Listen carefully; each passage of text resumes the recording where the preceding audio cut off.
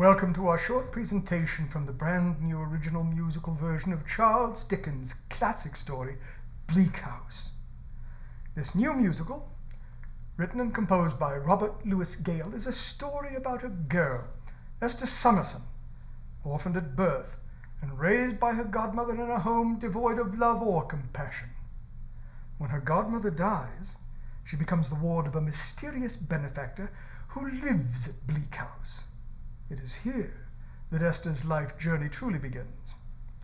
From staving off unwanted advances from a lowly law clerk to suffering and, quite fortunately, recovering from a horrible disease, to learning the true identity of her parents, Esther's roller-coaster adventures are truly nothing like any of Dickens' other classic tales, such as Great Expectations, Oliver Twist, David Copperfield, and far too many others to recite them all here. But suffice it to say, his genius reached its peak with the writing of Bleak House, with its vastly complicated characters swirling around the case of Jarndyce and Jarndyce, which has been grinding away in the courts for decades. Bleak House is for many readers Dickens' greatest novel, an assault on a corrupt legal system, a satire on foolish philanthropy, a gripping melodrama. It is a perpetual fascination. And of all the scenes in all of Charles Dickens' great novels, few are as riveting as the one you're about to see between Lady Dedlock and the lawyer Tulkinghorn, who not only has knowledge of her illegitimate daughter, he also knows that the child, imagined dead for all of these years, actually lives. First-rate stuff, if you ask me. So let's not delay. Act 1, Scene 7, from Charles Dickens' Bleak House, adapted and transformed by Robert Louis Gale. And now for the show.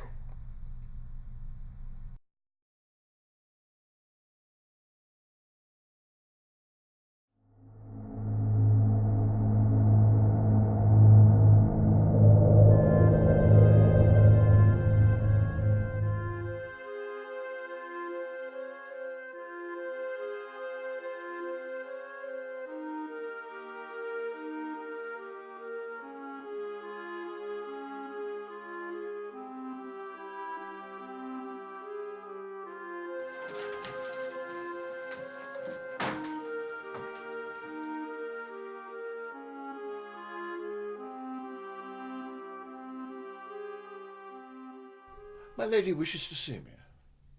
Yes, Mr. Tulkinghorn. I demand to know the meaning behind your little story. Oh, you mean my story about the poor captain, the one who died in poverty, the man without an identity, the one who called himself Nemo? I told that story to let her ladyship know that I am on to her, and her scheme to hide a moral atrocity. Your story mentioned that this Nemo had a child. None of the newspapers mentioned anything about a child. Well, I know something the London Times doesn't know. Now, out of pity for my ladyship's feelings, if indeed she has them, I left a great deal out of my story at dinner tonight. The unknown woman, the one who bore the captain's child, her real name should have been Honoria Barbary. That name means nothing to me. Why should it? Oh, why should it? Now, what if I told you Honoria Barbary had a sister? What if I told you this sister had a housekeeper? I have talked with this housekeeper. Oh, she is very talkative about the subject, and once you get her started, and she knows everything. Honoria Barbary's sister was present when she delivered Captain Hawdon's illegitimate child. Once she gave birth, Miss Barbary fell into a coma that lasted 3 days. When she recovered, her sister told her the baby had died. But she and the housekeeper hid the child for 3 weeks until they could leave town without a trace. 6 months later, Miss Barbary disappeared without a trace. The sister bought a house and raised the child in a small neighboring town, in a home stricter than any convent and loveless as a prison. And that's how it was for your daughter until your sister's death 7 years ago.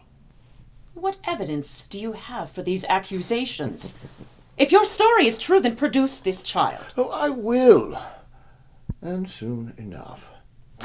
But this whole sordid episode is not important to me.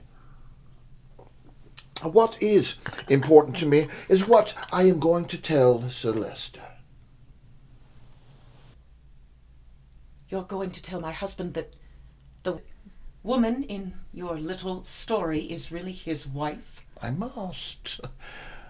My lady cannot be trusted. It has always been my duty to inform his lordship, even if the news would cause him possible grief. A duty you relish. Nonetheless, I suggest you tell Sir Leicester your version of the story tonight, as I plan to tell him the whole story tomorrow. Good night, Lady Dedlock.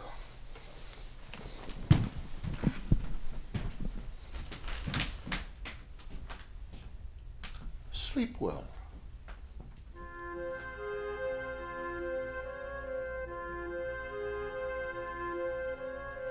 In my hand is an envelope. The name is so old that it can't be read. In my hand lies a ray of hope. It proves the existence of a man now dead.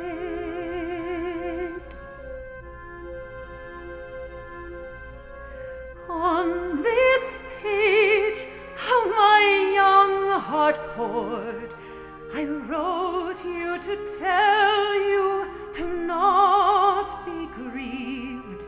My soul's yours, it won't be my lord's.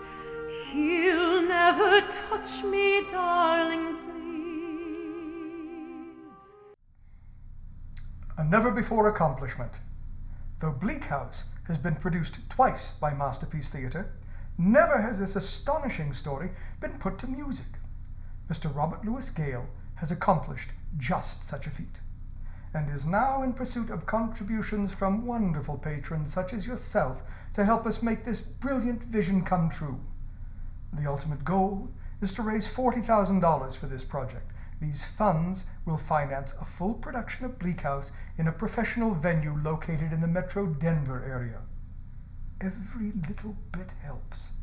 And name recognition is also available for our significant sponsors. Click on the donation link below to go straight to our donation page. In advance, thank you for supporting the arts, the classics, and the creation of original work to be experienced by patrons everywhere.